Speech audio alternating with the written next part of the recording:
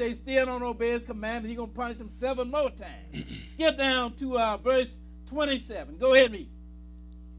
And if ye will not for all this hearken unto me, but walk contrary unto me, then I will walk contrary unto you also in fury. Go ahead. And I, even I, will chastise you 7 times for your sins. Go ahead. And ye shall eat the flesh of your sons, and the flesh of your daughters shall ye eat. Go ahead.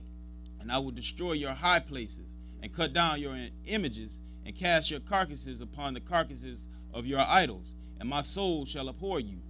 And I will make your cities waste, and bring your sanctuaries unto desolation, and I will not smell the savor of your sweet odors. So now the Lord said, I'm going to tear down your city, I'm going to tear down your sanctuary, and God did that, and we're going to show you later in this lesson where he did it several times. Go ahead and read on. 32. Go ahead. And I will bring the land into desolation, and your enemies which dwell therein shall be astonished at it. Go ahead. And I will scatter you among the heathen, and will draw out a sword after you, and your land shall be desolate, and your cities waste. So now the Lord said, I'm going to scatter you among the nations, and your land going to be desolate, your cities waste. I'm going to tear down your cities, tear down your sanctuary, and I'm going to scatter you among the nations. If you do not obey my commandments. It was all predicated on whether or not Israel obeyed God's command. Israel didn't obey, therefore God kept his word. Let's go now to Isaiah chapter 1. We'll begin reading at verse 1. Isaiah 1, and we'll pick it up at verse 1. 1 and 1. 1 and 1.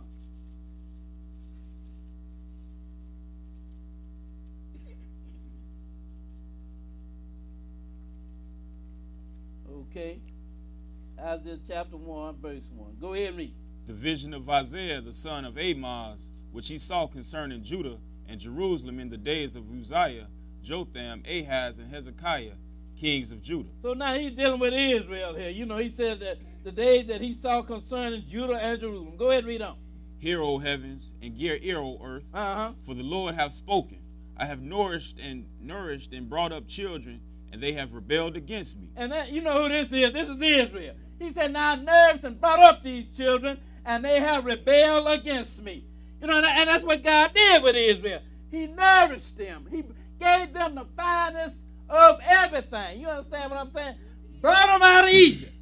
Gave them the best of land, best of clothes, best of wine, best of food, houses that they did not build.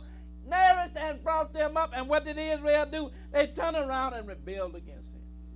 I gave you everything. I even gave you the best of the laws even. Well, I gave you all the physical stuff that you needed to survive. I gave you the spiritual stuff that you needed to survive. Because the Lord said of Israel, these commandments, if these commandments that I give you, if you will obey them, other nations will look at you and say, what a wise and understanding people this is. So I gave you the best of everything. Then what did you do? You turn around and you rebel against me. Go ahead and read on. The ox knoweth his owner, and the ass his master's crib. Go ahead. But Israel doth not know, my people doth not consider. What they say, even the ox know his owner here. And even the ass know his master's crib, but he say Israel don't know and don't even consider. Read some more. A sinful nation, a people laden with iniquity. Well, the Lord told them what he going to do with them if they sin against him, right? And look at what the Lord said, a sinful nation, laden with iniquity, just loaded down with sin. Can't nobody beat Israel sinning. Go ahead and read on. A seed of evildoers. Look what he said, a seed of evildoers. And it just passed on from one generation to the next. Ain't that what happened to these people? Yeah. They start sinning when they came out of Egypt, and they still doing it to this day. For 3,000 years of even better. That is what they've been doing. A sinful nation laden with iniquity. Go ahead and read on. Children that are corrupted. They have forsaken the Lord. They have provoked the Holy One of Israel unto anger. Go ahead. They are gone away backward. See what they have done? He said they have gone away backward. And they have provoked him to anger. Go ahead and read on. Why should ye be stricken anymore? Ye will revolt more and more. Go ahead. The whole head is sick, and the whole heart faint. Well, the Lord said the whole head is sick, and the whole heart is faint. Why should you be stricken anymore? You will only revolt more. Because, every time Israel mess up, then the Lord whoop them. But then what do? They just go and revolt right all over again. Just look at their history. Go and read the book of Judges and see how many times Israel has been in and out of captivity. You know what that means? That means that they are constantly revolting against the Lord. You know, you revolt against the Lord, he send you into captivity, he whip your head. Then what do? Soon as you get back in the land, you start doing the same old dumb stuff all over again. Why should you be stricken anymore? You will only revolt more and more. The whole head is sick and the whole heart is faint. He's talking about a spiritual illness here. He ain't talking about no physical illness. He's talking about a spiritual illness here. You know what spiritual sick is? That is when you refuse to obey the commandments of the Lord.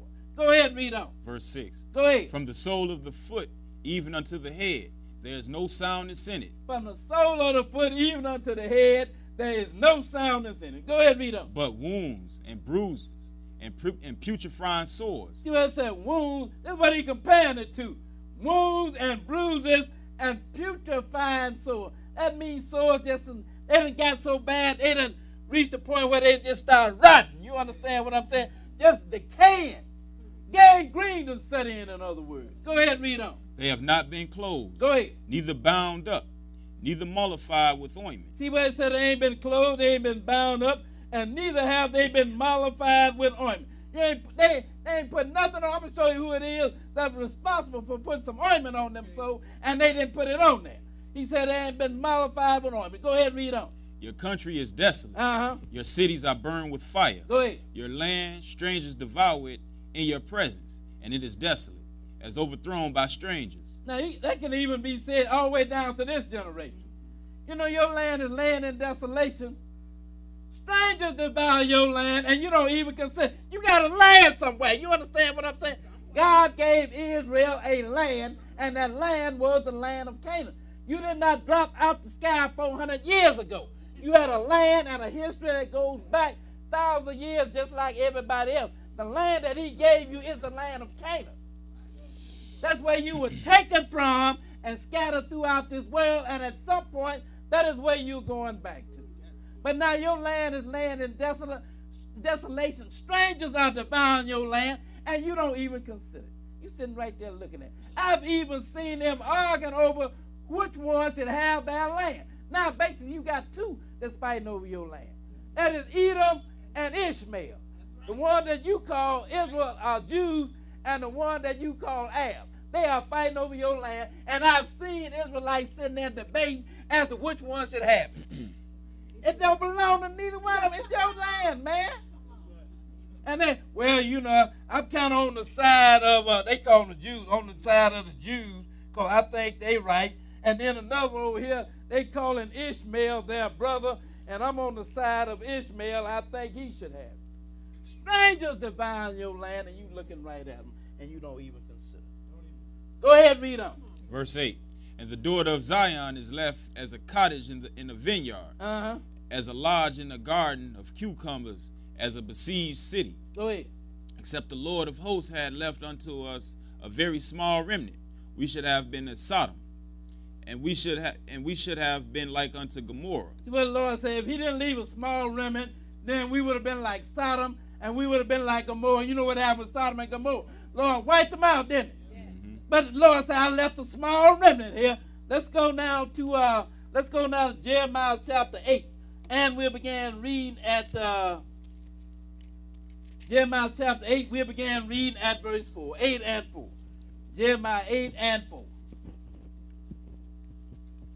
Because we read that the whole head is sick and the whole heart is faint. Ain't no soundness in it nowhere. Let's go now to Jeremiah chapter 8, and we're going to begin reading at verse 4. You know, the Lord said to Israel what he's going to do to them if they did not obey. Didn't he say that? Let's go now to Jeremiah chapter 8 and verse 4. And I'm going to show you the Lord kept his word. He said, I'm going to scatter them among the nations. I'm going to tear up their cities, and I'm going to do all of that to them. That's right. You know, we read last week how the Lord, what the Lord did to Israel when he sent Babylon down there to tear up the cities and to tear up